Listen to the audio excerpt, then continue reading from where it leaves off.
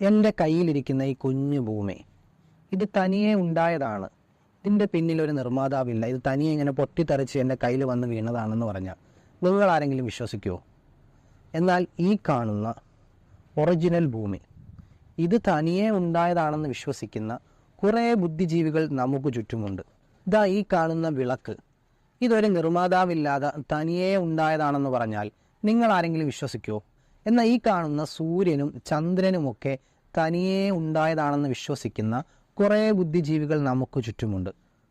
അവരെ തന്നെ സ്വയം വിളിക്കുന്ന പേര് യുക്തിവാദികൾ എന്നാണ്. പക്ഷെ യുക്തി അവരുടെ അടുത്തുകൂടെ പോലും പോയിട്ടില്ല.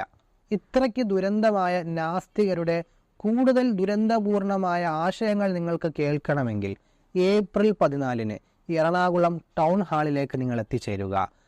നാസ്തികത ദുരന്തമാണ് എന്ന പ്രമേയത്തിൽ സെൻസൈറ്റി എന്നൊരു പ്രോഗ്രാം അവിടെ നടക്കുന്നുണ്ട്.